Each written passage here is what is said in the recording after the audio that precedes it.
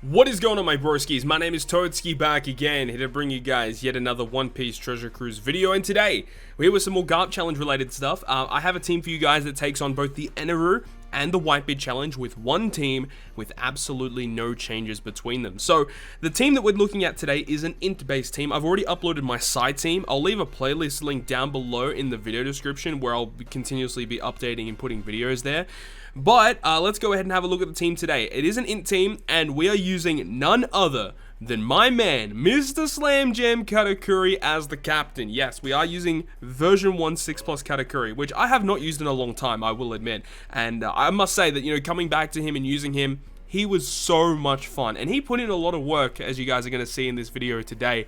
For those of you who don't remember what this guy does, his captain effect is interesting in that, you know, if you do a certain amount of damage, he delays the enemies. It's so freaking cool, and his special ability obviously gives you matching slots, tap timing bonus damage. He's really, really cool. But as for the other characters on this team, we've got Halloween Law as a sub because he's going to give us all boosts for multiple stages, which is great. Really useful for the NL stages you guys are going to see. We've got Sangoro there. Now, the main reason why he's very important is because of the pudding support attached to him, which enables us to get rid of the stun debuff on the final stage of ENEL. Then we've got Iron to get rid of defensive effects. We've also got Robin attached to her so that when we launch Iron Special, we get a very small attack boost as well, which is pretty good. And then Baccarat with the Tesoro support is one of the best characters to use in the Whitebeard challenge to get around all those different debuffs that you're going to be just coming up against, right? But this is actually going to be having a friend captain that is not version 1 Katakuri. The friend captain for this is going to be Halloween Mihawk because his captain effect resists paralysis. It's a multi-turn attack booster. Very, very good super type special as well, and it's going to help us out a lot. And of course, we're using the Megalo ship for additional damage reduction and orb locking, which is so good. And as for supports here, you can see we have a lot of really good supports. Legend Cracker, Legend Corazon. We've got Legend Tesoro, you know, the Pudding and the Robin, as we've mentioned. So pretty interesting team build, and the team actually worked really well, as you guys are about to see in this video. So without further ado, let's go ahead and get into the content. So getting into this, man, I am so excited to use version 1 Katakuri again. I still remember when that guy first came out with his Super Evolution and how strong he was. He was just decimating everything. And I remember when he first came out on Global, like every piece of content that was coming out, I was consistently using version 1 Katakuri. Those who have been, you know, on the channel for a while would understand that. But yeah, dude, this was a bunch of fun using this team. Of course, we're versing NL first. So with this team, right, we are using Mihawk as the friend captain. He is a really, really good hybrid friend captain. The only thing that's kind of problematic for this team is that the Ein and the Sanji are only half boosted on this team. Because Katakuri does not boost fighters for Sanji, and he doesn't boost shooters for Ein, so that's a little unfortunate, but the character Sanji is kind of required so we can have the pudding to remove the stun on the NL stage, and you know, the Sangoro actually puts in a little bit of work. There's a stage coming up where we get special reversed, and there's a Psy enemy there, so we can use his special there because he has a Sailor effect to resist special reverse for a bit. And it gives ourselves some matching orbs. We get a color affinity boost. It's actually pretty good. I actually do use him a little bit later on in the Whitebeard challenge as well. I think it's on the Marco and Vista stage. I do use him there as well.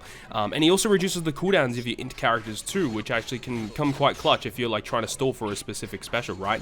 And then Ein, of course, is really good because we can actually use her to reduce damage that we take on the NL stage, or we can use it, of course, on the Whitebeard challenge on the Jozu stage to remove both of those really annoying defensive effects, which you kind of need to get rid of in some way or another. Baccarat is, dude, I love Baccarat so much. She's probably one of my favorite, like, generic rare recruits in the game. Just, her utility is really, really strong. She is an orb booster. She also has the ability to have that really powerful Tesoro support. So when you launch her special, you get amazing utility, guaranteed orb on herself, orb boost for your whole team, and also a 3x chain lock when you have that combination active. So it's really, really good when you're able to get that to work. And now Katakuri as well, I do have the support of Cracker attached to him so that, you know, when we reach the stage against Marco and Vista, we can get rid of that really nasty chain lock, even though Baccarat gets rid of it anyway. But having a support of Cracker to not only remove it, but also give us a chain lock enables us to do a bit more damage if we need to, which is kind of good. But yeah, totally not required. We do have Corazon attached to Law, which is really helpful on this NL stage, because as soon as you leave that first stage, you know, 3 of your crewmates get binded and special binded, which is obviously not fun at all. And then we've got Ein with the Robin support, which again is not really required, but definitely helps out a lot. And then Sangoro with the pudding, of course, and then Baccarat with Tesoro. Like, it's kind of interesting because I initially was trying to build like a lore team, and I kept coming around to the same problem of like, I still need to run a Sanji, and I was looking at my INT characters, and I saw Katakuri. I'm like, maybe potentially I could use him. And you know, when I was looking at things, of course, doing some research on, you know, the type of units that I could use. Interestingly enough, both Law and Mihawk, the two new Halloween legends, are fully boosted on a Katakuri team, which is super cool, right? I mean, technically speaking, you don't need to run Katakuri as the captain. You can run a hybrid of Law and Mihawk if you wanted to. That probably would work a bit better. But I wanted to use Katakuri, and it's awesome that he actually did you know, put in the work and get it done. One of the other really big benefits of using Katakuri is his captain effect is so freaking good for getting matching slots. I think he makes like 4 of the 7 natural slots as beneficial, which is just insane.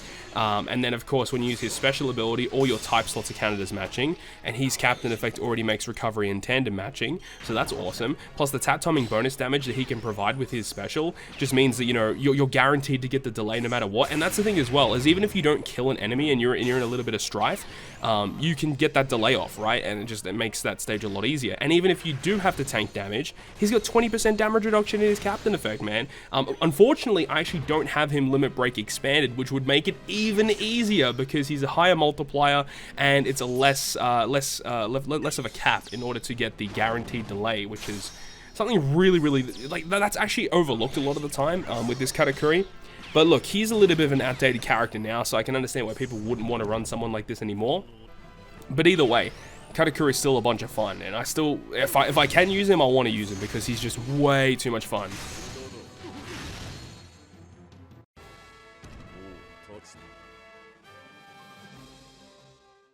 So now let's go ahead and move on to the Whitebeard challenge, and just continuing on from the conversation that we just had, like having access to Law and Mihawk on this team is so good, so we can have, you know, 2 turns of an orb boost or 2 turns of an attack boost. We've got Baccarat for orb, for her orb boost. We've got Katakuri for tap timing and delay mechanics. We've got Sanji for color affinity if we need it, or we can use it for healing, or we can use it for cooldown reduction. We can use it for orbs. Like, there's a lot of utility going on here, which is really good against this these 2 fights against the NL and also the ENEL challenge. And then obviously INT, of course, is really nice because, yeah, against the Whitebeard challenge, you kind of need both of her special activations for the stage against Jozu. But even on the NL stage, if you're in a little bit of trouble, you can just go ahead and launch your INT special to just tank some damage if you need to, or you can use the double special in the same turn to not only tank damage, but also get a little bit of health back if you desperately need it, which is really nice. So yeah, there's lots of different variations of the way that you could really utilize this team, especially against the NL challenge. Against the Whitebeard challenge, it is a little bit more tricky, but it definitely still gets the job done. One thing that I had a little bit of troubles with this team was I was reaching the Jozu stage and I wasn't really getting enough damage output, so what I decided to do is to just go ahead and use the Law special on the Fossa stage and then carry the bigger orb boost into the following room. So that's the way that I thought about it, but depending on the situation, you might not need to do that. I mean, look, I do use the Katakuri special on this stage, but you probably don't even need to do that. I think that was probably a little bit excessive. So you could save the Katakuri for the Jozu stage, which not only makes Jozu a lot easier to kill, but you're guaranteed to get your full board of slots that way as well. So that's probably what I would change with this team in terms of utilizing it in this fight. But overall, still no real problems yet. So this is, you know, the second one that I'll be uploading, the INT variation. So I still have the Strength Dex and Quick one to upload for you guys. The next one I'm going to upload is probably going to be the Quick variation, which was the most difficult to come up with. I mean, the INT one was actually a little bit difficult as well. The Psi was the easiest for me. Strength was a little bit tricky at the start, but it wasn't too bad overall. And Dex was obviously easy because, I mean, spoiler, we're using Legend Kaido. But definitely the INT and the Quick one were the most tricky ones to build a good team against. But I think we definitely got there in the end, which is pretty awesome. So anyways, I'm going to wrap up this video here. I do appreciate everyone for continuing to watch the videos. Thank you so much for watching. And if you guys did enjoy it, make sure you go ahead and leave a like. And if you want to stay up to date with all the content that I post on my channel, including more One Piece Treasure Cruise content, make sure to hit the subscribe button down below. But on that, guys, I'll see you guys within the next video.